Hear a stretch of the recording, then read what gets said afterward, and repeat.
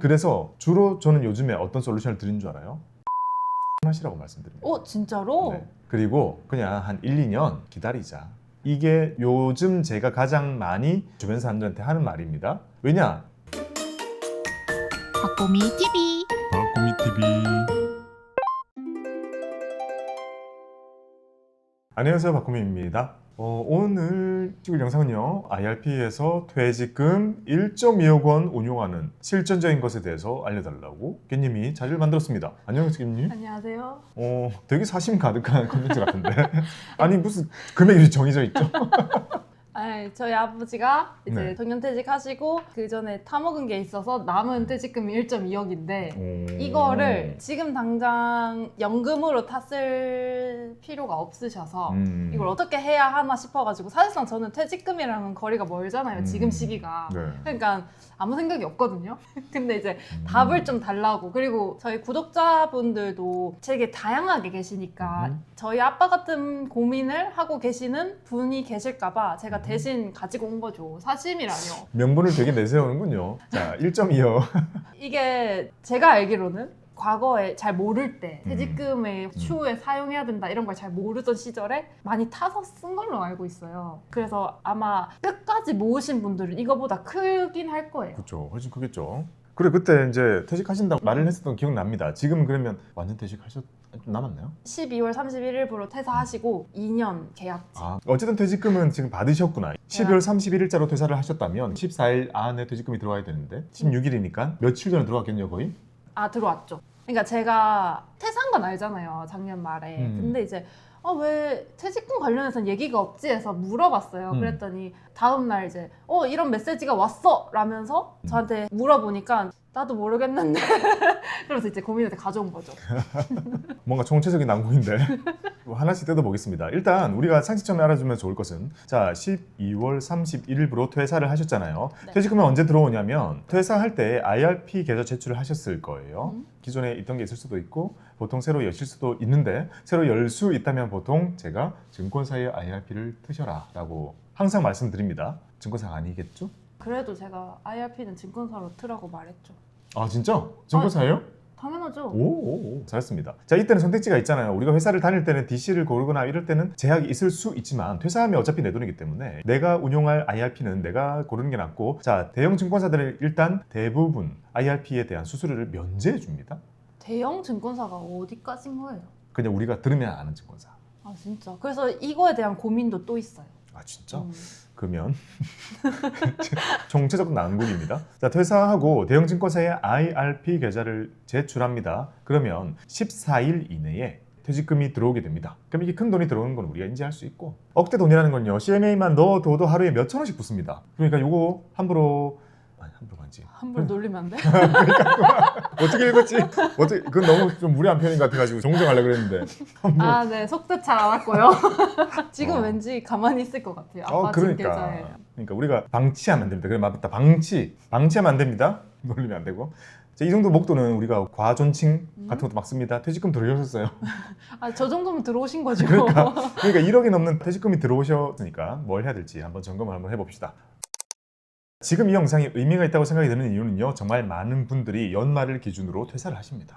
실제로도 많이 그렇기 때문에요, 관련된 고민이나 이런 거 하시는 분들이 계실 것 같아가지고요, 한번 점검을 해보자고요. 깻님의 파더 깨파님께서 퇴직금을 정산을 받으셨습니다. 자, 평생 다니신 것임에도 불구하고 중간정산이라고 하죠? 중간정산을 많이 받으셔가지고 금액이 많이 줄었습니다. 저 갑자기 든 생각이 아빠가 한 회사를 35년을 다녔는데 35년. 지금 급여는 35년 전보다는 훨씬 올랐을 거잖아요. 그쵸? 근데 그거를 35 곱하기로 받았어야 되는데 당연하죠. 그걸 중간에 탔었으니 그렇죠. 안 타고 계속 가지고 가서 지금 정산을 받았다면 그렇죠. 노후가 보장되잖아요.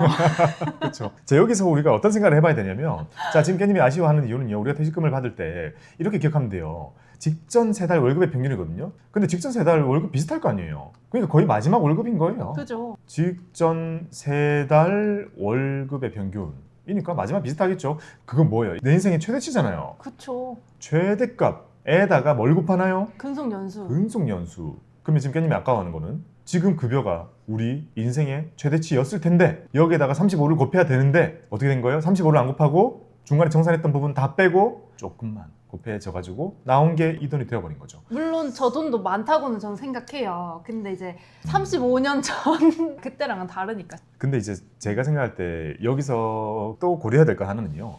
그러면 중간정산 받았잖아요. 중간정산 받은 돈은 그동안 얘도 불어났을 거란 말이에요. 왜냐하면 얘가 어디가 있냐면 부동산에 가 있습니다. 이게 일반적인 경우예요. 생각해봐요. 대부분의 경우에 사업하신다고 이 돈을 빼진 않아요. 중간정산의 대부분은 이거란 말이에요. 그러면 어때요? 부동산이 그동안 올랐다. 올라졌죠? 그래서 엄밀히 말하면 지금 괜찮은 거예요. 다만 우리가 진짜 우와 너무 아깝다고 생각해야 되는 건 진짜 뽑아가지고 다른 거 그냥 하셨거나 불어나지 않는 무언가를 하셨었다면 이제 아까워해야 될 것이고, 또 하나 걱정하는 건 앞으로 지금 젊은 세대들은 중간정산 해봤자 얼마 안 될 거고 집 못 산다니까요. 집에 사는데 보탠다는 것도 가능성이 그렇게 크지 않을 것 같긴 합니다. 자, 그렇다면 옛날처럼 중간정산 받은 걸로 부동산을 운용해서 그 다음에 남아있던 퇴직금이 지금까지 와가지고 한 1.2억 됐다면 그나마 괜찮은 상황이긴 한데요. 이제 우리 앞으로의 미래에 중간정산이라는 카드를 쓸 때 정말 고민 많이 해야 되는 거예요. 그래서 제가 생각한 거는 사실 부모님 세대랑은 조금 차이가 있다고 생각해서 지금 제 기준에서는 절대 중간정산 하지 말아야겠다라는 생각했어요. IRP 계좌에서 쭉 모아가서 내가 노후에 같이 연금으로 탔어야겠다라는 생각이 들더라고요. 그렇죠. 그게 가장 좋은 방법입니다. 그래서 어찌 보면요, 깻파에 퇴직금이 두 개로 쪼개진 겁니다. 다행히도요, 쪼개진 채로 각각 불어났기 때문에 마치 무슨 세부분이 하듯이 하나는 어디로 갔나요? 뽑은 게 집으로 갔죠. 그 다음에 나머지 부분 남아있던 게 이제 나왔죠. 이제 캐시입니다. 자, 그렇다면 집으로 불어난 거는 괜찮고 얘를 관리해줘야 되는 미션이 주어지게 되는 거죠. 그래서 이제 앞으로 고민해야 된다고 생각이 드는 이유는요, 현실적으로 저도 이런 것에 대한 고민을 했던 적이 있었어요. 왜냐하면 제가 서울 올라와서 대기업에 취업을 하고 살아가면서 집을 매수하고 중간정산 이런 것들을 되게 고민을 할 수 있었던 세대였다고 생각해요. 고민님까지 마지노선이었던 거예요? 네, 그때는 해봤는데 지금 보면 와 진짜 집 너무 비쌌어요. 너무 이런 느낌이에요. 젊잖아요. 얼마 안 쌓여져 있어요. 이거 젊은 때 찾으면 억 안 되잖아요. 그죠. 몇 천이라는 돈일 겁니다. 몇 천이라는 돈이 엄청 의미가 있었는데 지금 쌓이는 건 똑같을 거 아니에요. 근데 지금 집 우리가 사는 거 보면 몇 천이 모자라는 경우가 있을까? 그런 경우가 없죠. 연끌할 때 쓰긴 하겠지만 옛날보다는 중간정산에 대한 니즈가 줄지 않을까라고 저는 생각을 하는 겁니다. 굳이 저 돈을 뽑아가지고 그렇게 활용할 필요가 없으니까. 그래서 우리는 이제 계속 DC로 굴리면서 이거 가지고 나중에 현금으로 찾아 쓸 생각을 하는 게 또 하나의 큰 보기가 되었다고 생각을 하고요. 그 보기를 우리가 많이 강조하고 있는 거잖아요, 사실. 진짜 그렇게 살아보자. 진짜 그렇게 믿어보자. 미래의 증시는 다를 테니까 증권이라는 금융자산에 우리의 미래를 맡겨보자라고 우리가 많이 외치는 것처럼 실제로 우리도 그렇게 준비를 해야 되는 거죠. 자, 그런 사연으로 인해 60세 정년퇴직을 하셨고, 자, 1.2억 원이 현금으로 나왔습니다. 금융자산으로 나온 거죠. 어렴풋이 알고는 있었어요. 대략 1억 원 정도가 들어올 것이다. 근데 이제 아빠한테 이런 문자가 왔기 때문이에요.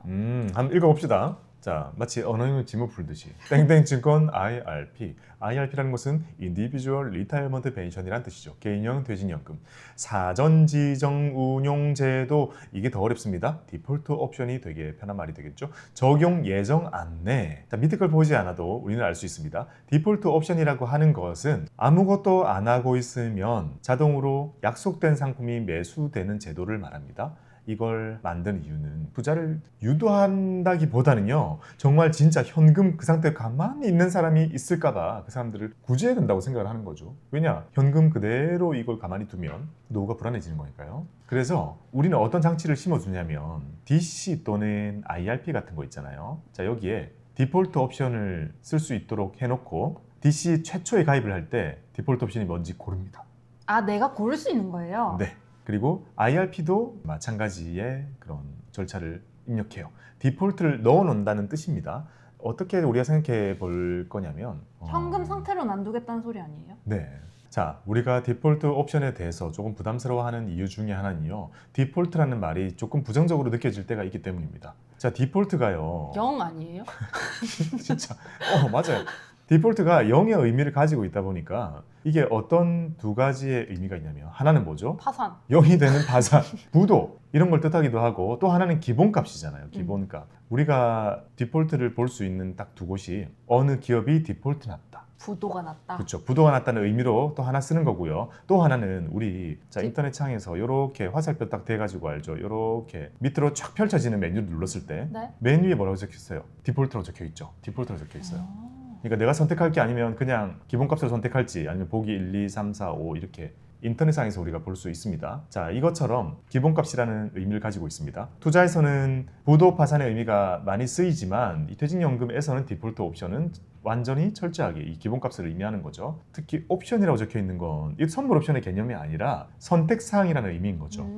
그래서 땡땡 고객님은 기본값으로 선택할 수 있는 여러 가지가 있다라는 의미를 다 품고 있는 거예요. 이게 제가 알기로는 회사에서 퇴사 전에 교육을 한번 한 걸로 알고 있거든요. 네. 그래서 거기서 설명을 해주겠죠? 저는 내용은 모른다만 그쪽에서 이걸로 설정을 해주시면 어느 정도 굴러갈 거예요 라는 말을 했대요. 그래서 이걸 하는 게 나아 아니면 너가 말하는 걸 하는 게 나아 라고 저한테 질문을 주신 거예요. 오, 근데 그렇죠. 그거는 사실상 제가 다루고 있는 게 아니니까 모르겠더라고요. 그 말만 들어서는. 그래서 차라리 직접 운영해 주는 게 어떨까 싶어서 지금 고민을 가지고 온 거예요. 그게 고민되는 거군요. 자, 일단 디폴트 옵션은요. 운용사 끼는 게 아닙니다. 이 증권사에 존재하는 선택사항 중에서 우리가 고르는 형태로 되어 있습니다. 자, 문자 내용을 한번 볼게요.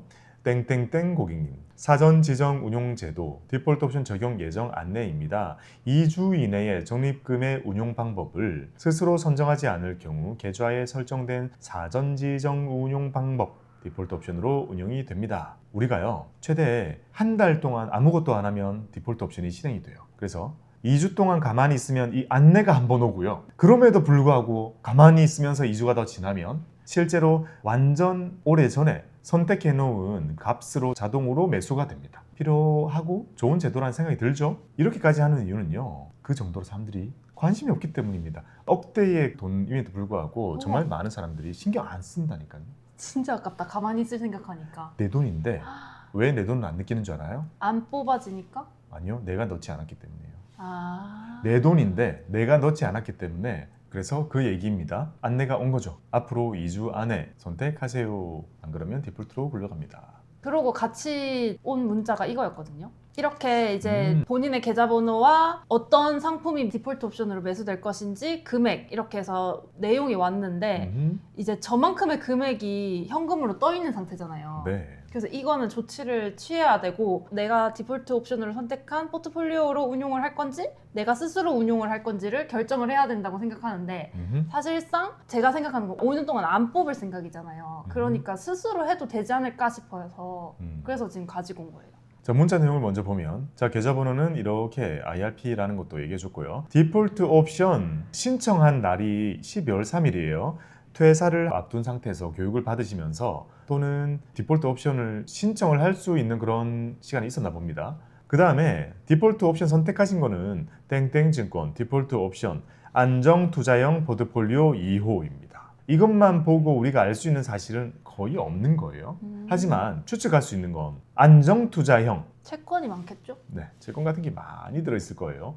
그거 2호고요. 위험 등급이 4등급이면 어느 정도예요?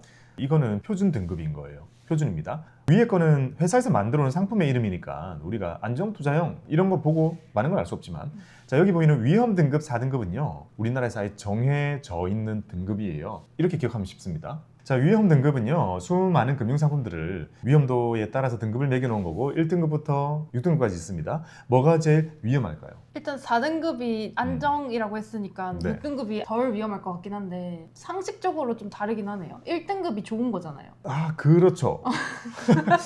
우유도 1등급 좋아하고 돼지고기, 뭐 소고기도 1등급 붙어 있는 걸 우리가 좋아합니다. 그죠? 근데 투자할 때는 1등급 좋은 건데 이 사람마다 다른 거죠. 수익률 높은 게 좋은 거냐 안전해야 좋은 거냐 완전 다르죠. 그치? 근데 일반적인 증권사에 빙의를 해본다면 수익률 높은 게 좋은 거예요. 자, 그렇게 기억하면 돼요. 등급이 높을수록 기대 수익률 높아지고 리스크가 올라가는 겁니다. 그래서 1등급에 뭐가 있냐면 파생상품이 있습니다. 그래서 1등급에 있는 거는 딱 선물 옵션만 기억하면 되고 그 정도에 준하는 것들이 다양하게 1등급이 있습니다. 또 파생상품 이용한 것들이 뭐 레버리지 같은 거 그런 게 1등급 있고요. 그 다음에 2등급이 주식입니다. 아 진짜로? 네, 주식이 2등급이에요. 당연히 주식은 선물옵션보다 리스크가 낮다라고 일반적으로 분류를 해요. 그 다음에 3등급에는요. 신용도가 조금 낮은 채권들, 하이힐드라고 부르는 채권들이 보통 3등급에 위치하게 되고, 그 다음에 4등급에는 신용도가 아주 높은 채권들 이런 게 들어있어요. 그 다음에 5등급 가면 사실상 우리가 느낄 때 이 여기 깨질 수 있나 싶은 거, 하지만 금리 리스크 정도는 있는 국채 같은 게 들어갑니다. 그 다음에 6등급에 가면 이거 망하는 것보다는 지구가 망하는 게 빠를 것 같아 라는 느낌이 드는 것들, 막 예금 적금, CMA 파킹해 놓는 거, 또 발행원 막 이런 거 있죠. MMF도 그만큼 안정도가 지금 높은 겁니다. 그런 친구들이. 자, 그런 것 중에 4등급이라는 건 우리가 이름을 보고 알 수는 없었지만 4등급을 보고 유추할 수 있는 거죠. 아, 여기는 우량한 채권들이 채권. 되는 겁니다. 그게 지배적으로 들어있는 거예요. 기본값으로 이렇게 세팅이 되어 있는 거고요. 무려 1억 2,700만 원에 달하는 돈이 가만히 이대로 있으면 1월 29일에 매수가 될 겁니다. 자, 아까 제가 설명드린 거랑 거의 똑같죠? 네. 2주 지나니까 아무것도 안 하고 어떻게 된 거예요? 현금인 채로 2주가 지났더니 알림이 왔죠? 경고! 현금은 안 됩니다. 이렇게 했는데도 가만히 있으면 어떻게 되나요? 다시 2주 뒤에 매수가 됩니다. 근데 좋은 제도긴 하다 진짜. 네. 너무나 많은 사람들이 최선을 다해 가만히 있기 때문에 수익률 제고를 위해서 이런 되게 극단적인 처방 아니에요? 잘 생각해보면 좀 놀랍지 않아요? 아, 강압적으로 하는 게 없지 않아 있죠. 근데 이게- 이거 손실 나도 내 책임이잖아요. 네.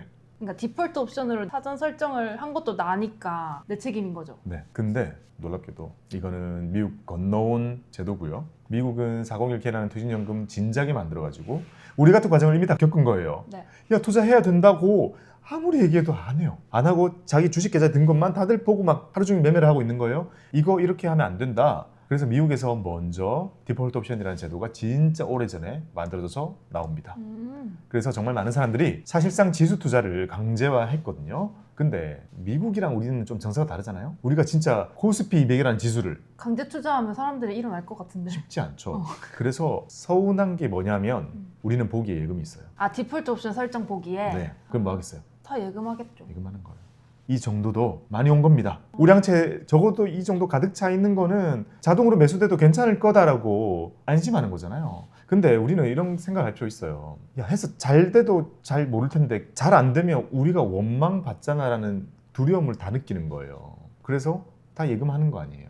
근데 본인이 선택하는 사람들만 가는 거고 전체적으로 계속 가장 보수적인 것들만 선택을 하다 보니까 퇴직연금 전체 수익률이 막 2%인 거예요.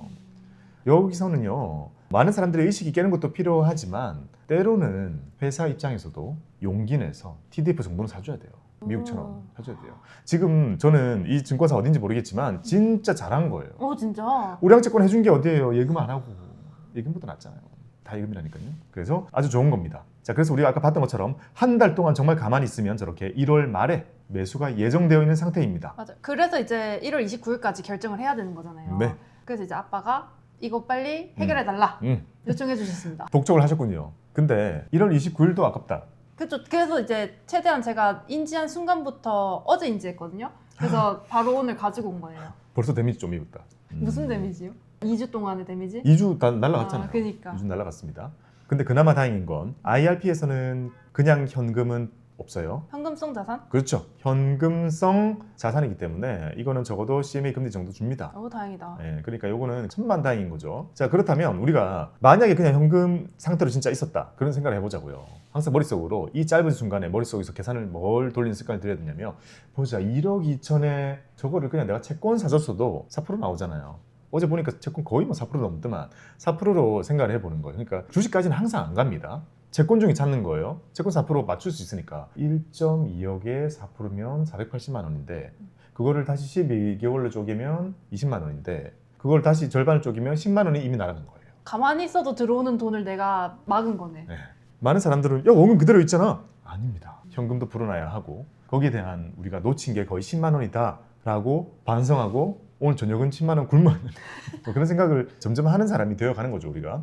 그래서 이제 제가 정리를 해야 된다 싶은 거를 3가지 가져왔어요. 하나씩 말해줄게요. 네. 일단은 IRP 계좌 개설은 작년에 저랑 같이 했어요. 증권사 걸로. 그러니까 선택권이 있었겠죠. 은행, 증권사 이렇게 있었겠죠. 네. 근데 그 증권사 거를 제가 IRP를 무조건 증권사로 해라 해서 열어줬고 네. 그리고 수령까지는 한 거예요, 지금. 그렇죠, 그렇죠. 근데 중요한 건 뭐냐면 저는 이제 대체로 4대 증권사를 이용하는 편이다 보니까 아빠 것도 그렇게 이전을 시키고 싶은 거죠. 그래서 네. IRP 이전 고민이 한 개가 있고 네. 두 번째는 퇴직금을 빨리 수령 신청을 1만 원씩 해야지 그 시기가 돌아간다 했으니까. 아, 만원 수령 신청? 네, 그 다음에 네. 제일 중요한 게 아까 디폴트 옵션에 대한 그 포트폴리오 구성을 자세히는 인지를 안 했는데 방금 들어서 이해를 했거든요. 근데 그게 우량 채권 정도라면 그 이상을 낼 수 있는 사람들이잖아요, 저희는. 네. 그러니까 바꾸고 싶은데 뭘로 하면 좋을까, 이 시기에. 아, 그렇다면 고민이 되시는 거는 1.27억 원에 대한 5년 운용이 고민이 되는 거군요. 자, 하나씩 해결해 봅시다. 결론 먼저 얘기해 줄게요. 네. IRP 이전 하세요. 오. 만원 수령 신청 하세요. 1.27억 원 5년 운용은요, 디폴트 옵션 말고 직접 하세요. 결론은 정리를 했으니까 하나씩 한번 설명을 드려보겠습니다. 첫 번째 건 뭐죠? IRP 계좌 개설 수령까지 완료했는데 IRP 이전을 해야 되는가에 대한 고민의 기준은 뭐냐면요, 보통 일반적으로요, 퇴직금에 대해서는 쿠폰이나 이런 게 많이 나오진 않아요. 그리고 IRP 자체가요, 이 상품 이벤트나 이런 거 할 때 3만 원밖에 못 줘요. 그러니까 뭔가 많이 돈을 못 주도록 돼 있습니다. 연금저축 100만 원씩 주잖아요. 네. 많게는 200만 원까지 받을 수 있어요. 근데 IRP는 그게 안 되기 때문에 어차피 우리가 이벤트 보고 이동하는 것은 어렵습니다. 그렇다면 지금 기준은 뭐냐면 수수료예요. 수수료인데, 면제이냐? 네, 수수료 뭘 봐야 되느냐? 면제냐 면제가 아니냐로 구분을 하고요. 이 수수료라는 것은 운용관리 수수료와 자산관리 수수료 두 개가 존재합니다. 그리고 일반적으로 이 두 가지는요, 우리가 저축금에 대해서는 면제를 많이 해줘요. IRP로 해가지고 내 돈 넣으면 면제를 많이 해주는데, 퇴직금이 들어온 것 같은 경우에는 조금씩 달라요. 차이가 좀 큽니다. 근데 그래서 더 중요한 거예요. 왜냐, 돈이 크잖아요. 이거 그럼 어떻게 할 수 있어요? 알기가 쉽지가 않은데 가장 빠른 방법은 고객센터 전화해서 물어보는 거죠. 자, 지금 기존 증권사에 1.27억 원을 가만히 두기만 하면 나가는 수수료예요. 상품이 아닙니다. 지금 현금 두고 있잖아요. 이 상태로도 나가는 게 이 두 가지 수수료인데 이게 얼마인지 알 수가 없죠. 그래서 이거를 일단 확인합니다. 그게 첫 번째. 요거 체크를 해요. 만약에 수수료가 이만큼 있으시군요 라고 한다면 옮기는 건데, 어디로 옮기는 거예요? 제가 IRP 계좌가 있는 게 한투거든요. 엄마 아빠 가르쳐 줄 때 보통 제가 가지고 있는 걸로 이거 옆에 보고 이거 하고 이렇게 하는 게 편해서 일단 저는 한투로 생각하긴 했어요. 한투도 충분히 수수료가 무료일 거예요. 그거 한번 확인해 봐요. 그러니까 중요한 건 뭐냐면, 자, 여기서 퇴직금이 IRP로 들어와서 퇴직 IRP가 된 거잖아요. 네. 이 경우에도 저 두 가지의 수수료가 면제인지를 일단 확인하고요. 그러니까 면제인 곳으로 이전을 해야 됩니다. 어떻게 해요? 근데 이게 지금 증권사 IRP 계좌에 있잖아요, 돈이. 네. 그냥 이전하면 되는 거예요? 자, 우리가 보통 금융거래를 할 때 네. 쏘는 게 우리가 취해야 되는 액션이에요. 받는 게 우리가 보통 쏘는 거. 쏘는 거잖아요. 응. 우린 돈을 쏘죠. 받는 사람 계좌번호 알려줘, 쏴줄게. 항상 그런 식이죠. 자, 주식도 다른 사람한테 보낼 때 쏩니다. 내가 다른 데 보낼 때. 근데 이전 제도라고 준비되어 있는 것들, 연금 이전, ISA, IRP 이런 것들의 이전 제도가 있죠. 이전 제도라는 것 자체가요, 당겨 올 수 있게 제도가 갖춰져 있어요. 아빠가 할 수 있을까? 진짜 쉬워요. 제가 알려드릴게요. 그래요? 자, 지금 가지고 있는 증권사를 구증권사에서 지금 신증권사로 갈 거 아니에요. 그러면 우리가 생각으로는 구증권사에 있는 1.27억 원을 보내야지 라고 생각했지만, 그렇게 하는 게 아니라 신증권사 어디로 보낼지를 일단 골라야 되고, 여기를 먼저 오픈해야 됩니다. 계좌를? 네. 계좌를 먼저 만들고요. 그 다음에 이 신증권사의 앱을 깔고 거기 들어가서 당겨오기 메뉴가 있습니다. 즉, 당겨온다는 느낌으로 실행을 하는 거예요. 연금 가지고 오기 이렇게 적혀 있어요. 가져오기, 가지고 오기, 연금 이전 신청하기 이런 식으로 메뉴가 되어 있는데, 가지고 온다는 뜻은 내가 가지고 있는 기존의 증권사 입력을 여기 새 증권사 앱에서 입력하면요, 가지고 오는 업무를 그들끼리 한다는 거예요. 그러면 버튼만 누르면 되는 거예요? 네, 정말 쉬워요. 계좌번호는 이미 알고 있을 거 아니에요, 예전 거는. 그죠? 아까 문자에도 계좌번호 적혀 있을 거예요. 그 계좌번호 따로 메모해두면 되는 거고, 그 다음에 새로 내가 쓸 거를 만든 다음에 거기 들어가가지고요, 연금 가지고 오기 한 다음에 기존의 계좌 정보를 입력하면 그냥 끝난다고요. 너무 쉽죠. 한번 눌러보면 안 돼요? 이거 아빠가 영상 보고 있을 수도 있는데. 그러면 지금 어차피 실행까지는 안 되더라도 메뉴 어떻게 찾아가는지를 그냥 캡처해가지고 지금 바로 띄워줘요. 자, 지금 봐봐요. 보통 많은 경우에 증권사의 메뉴 중에서요, 연금 메뉴가 요새는 따로 밖으로 나오고 있어요. 자, 연금 메뉴가 있죠. 맨 밑에 보면 연금 가입 앤 이전 있죠. 네. 자, 여기 밑에 어디 있나요? 타사 IRP 가져오기 있죠. 자, 이름 그대로입니다. 자, 저기를 누르면 저는 IRP가 있으니까 바로 가져오기 신청 버튼이 뜨네요. 그쵸. 밑에 뜨죠. 자, 이걸 누르면 당연히 뭐 입력하라고 나오냐면 그러면 연금 어디에 가지고 있는지를 입력하라고 나오겠죠?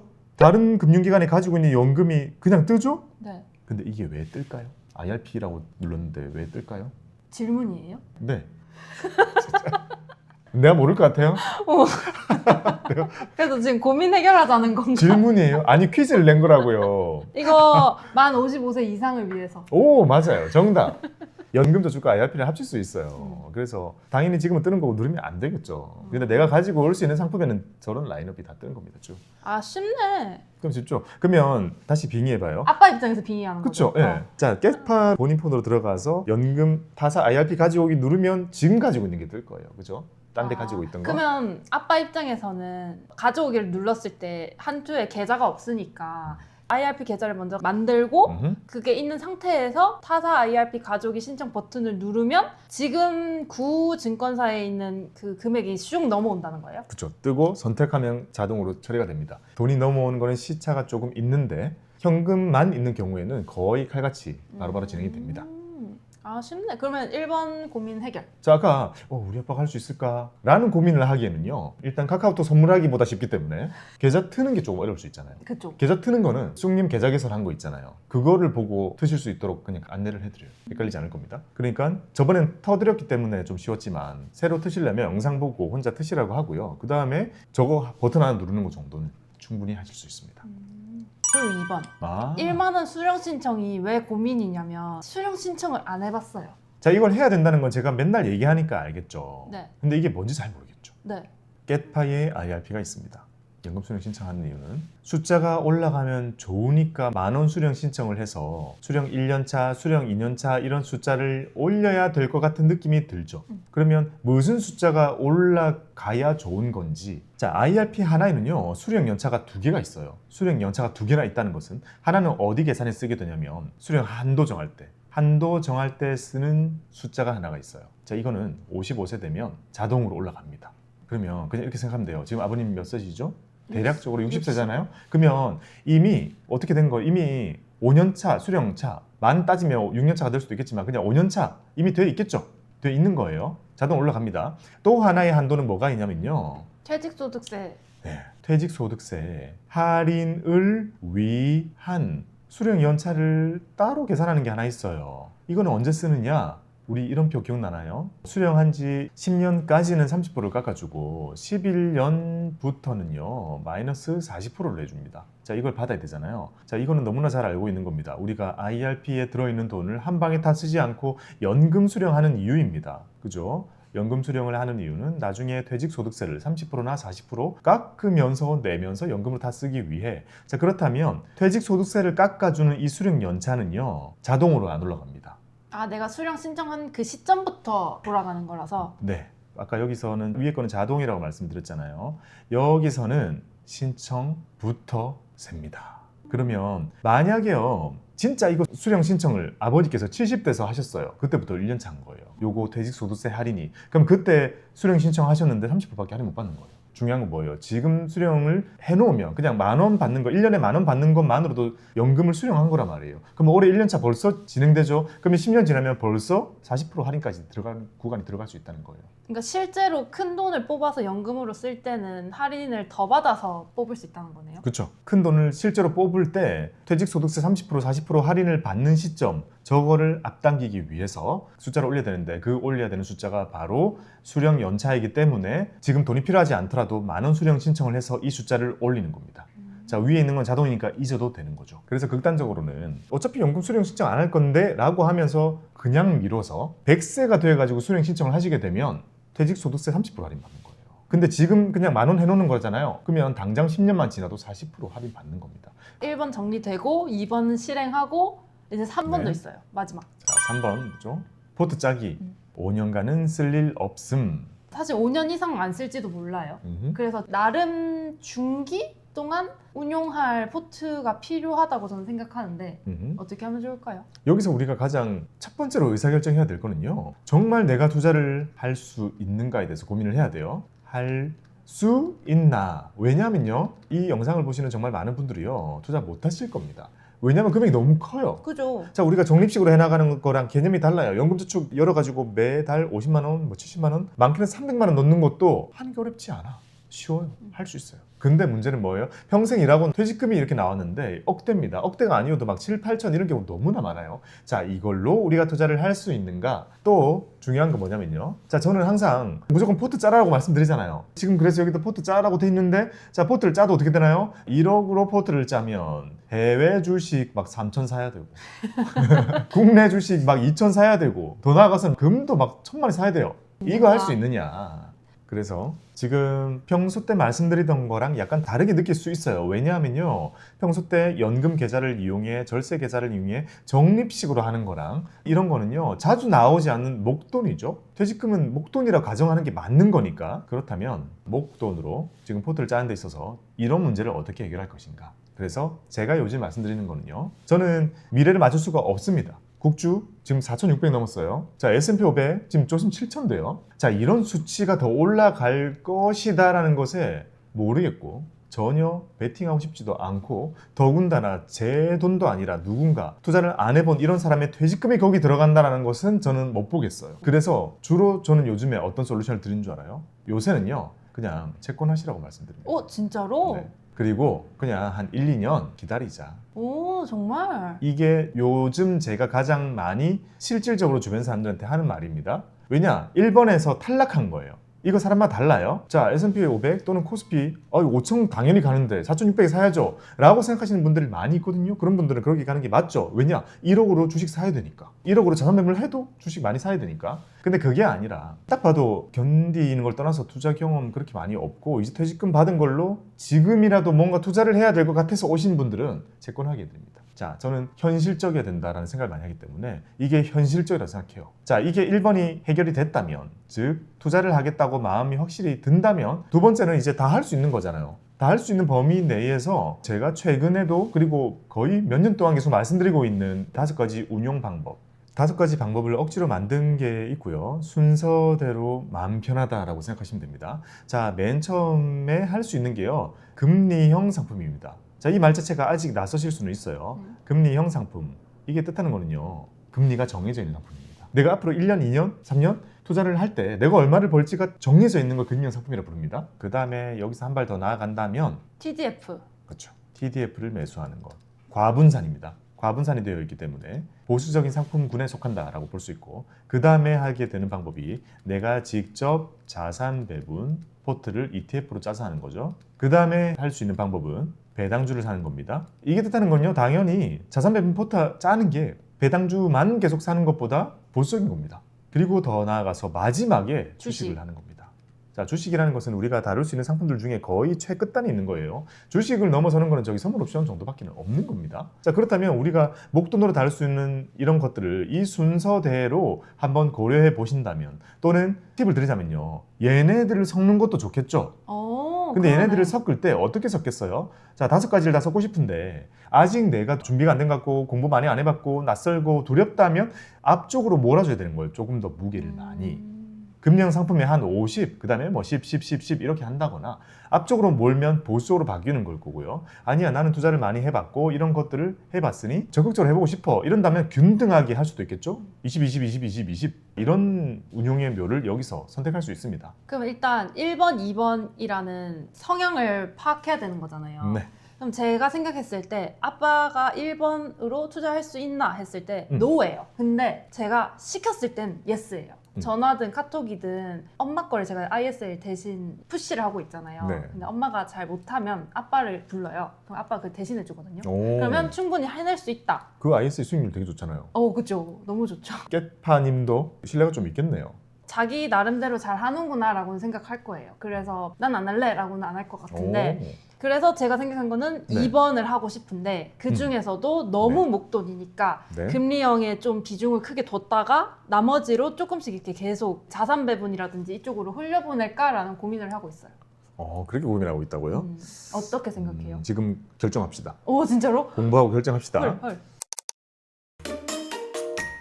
박보미 TV 박구미 TV.